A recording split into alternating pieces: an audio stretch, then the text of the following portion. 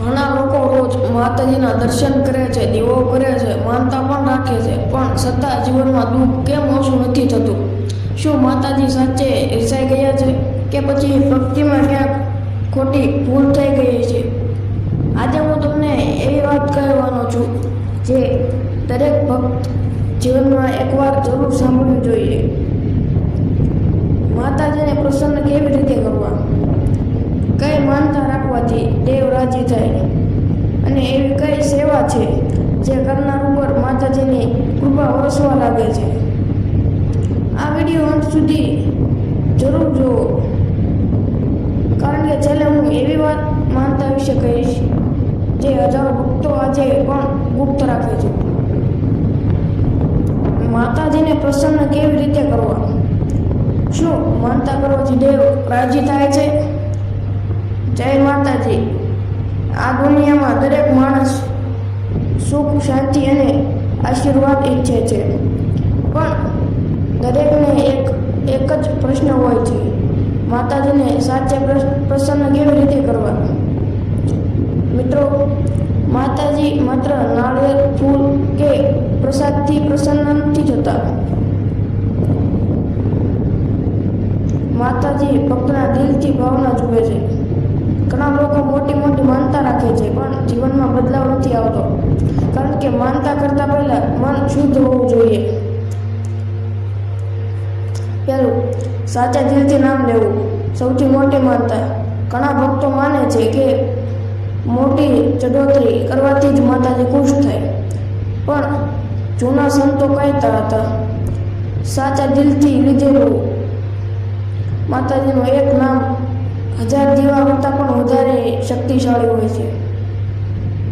સવારે અને સાંજે જય માતાજી, જય મેલડીમાં એમ પ્રેમથી બોલવાથી મનમાં શાંતિ આવવા લાગે છે. બીજું, ગરીબને ભોજન કરાવવું. દેવને સૌથી પ્રિય સેવા. મિત્રો, ભૂખ્યાને ભોજન કરાવવું એ સૌથી મોટી સેવા માનવામાં આવે છે. ઘણા ભક્તો માનતા પૂરી થયા પછી ખીચડી, ભોજન અથવા પાણીની સેવા કરે છે, કારણ કે જ્યાં દયા હોય છે ત્યાં દેવતા ઝડપથી પ્રસન્ન થાય છે. જો તમારી માનતા પૂરી થાય તો ગરીબ માણસને પ્રેમથી જમાડજો. આ સેવા સીધી માતાજી સુધી પહોંચે છે. ત્રીજું, કૂતરાને રોટલી ખવડાવવી. મેલડીમાં સાથે શ્વાનનું વિશેષ મહત્વ માનવામાં આવે છે. ઘણા જૂના ભક્તો દર મંગળવારે કે શુક્રવારે કૂતરાને રોટલી ખવડાવતા હતા. એવું માનવામાં આવે છે કે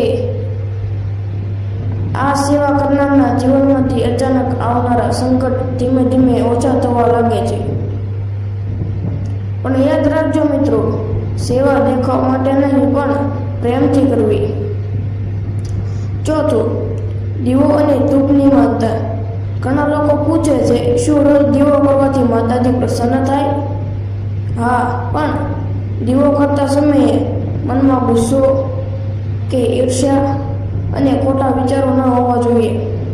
સાચા મનથી કરેલો એક દીવો પણ ઘરમાં સકારાત્મકતા લાવી શકે છે. ઘણા ભક્તો શુક્રવાર અથવા 11 મંગળવાર સુધી દીવો કરનારની માનતા રાખે છે. પાંચમું, આ માનતા કરવાથી દેવ રાજી થાય છે. પક્ષીઓને દાણા નાખવા, ગાયને રોટલી ખવડાવવી, પાણીની પરબ ચલાવવી, મંદિર સાફ કરવું, વૃદ્ધ લોકોની સેવા કરવી, ખોટું બોલવાનું છોડવું, નશો અને અપશુભ્રથી દૂર રહેવું. મિત્રો, આવી માનતાઓ દેવને ખૂબ પ્રિય હોય છે, કારણ કે આ માનતા પાછળ માનવતા છુપાયેલી હોય છે. છઠ્ઠું, માતાજીને શું બિલકુલ પસંદ નથી? ભક્તિનો દેખાવ, ખોટી કસમ, બીજાનું ખરાબ કરવું, માતાજીના નામે ડરાવવું, નિર્દોષ માણસને દુઃખ આપવું. ઘણા લોકો બહારથી ભક્ત લાગે છે, પણ અંદરથી ખોટા કામ કરે છે. યાદ રાખજો, માતાજી ક્યારેય કંઈ છુપાતું નથી. સાતમું, સૌથી શક્તિશાળી માનતા કઈ? મિત્રો, દેવને સોના ચાંદી કરતાં પણ વધારે એક વસ્તુ પ્રિય છે અને એ છે સાચું હૃદય. જો તમે જીવનમાં સાચા કર્મ કરો, બીજાને મદદ કરો અને માતાજી ઉપર વિશ્વાસ રાખો તો આ સૌથી મોટી માનતા ગણવામાં આવે છે. ભાવુક અંત. ક્યારેક જીવનમાં અંધારું વધારે લાગે છે, પણ વિશ્વાસ રાખજો, માતાજી પોતાના ભક્તને ક્યારેય એકલું નથી છોડતા. સમય જરૂર લાગે, પણ સાચા ભક્તના જીવનમાં એક દિવસ સુખનું અંજવાળું જરૂર આવે છે. જો તમે પણ માતાજીના ભક્ત હોય તો કોમેન્ટમાં લખજો જય માતાજી, અને આ વિડીયો દરેક ભક્તો સુધી જરૂર શેર કરજો. કદાચ કોઈનું જીવન બદલાઈ જાય. જય મેલડીમાં મિત્રો.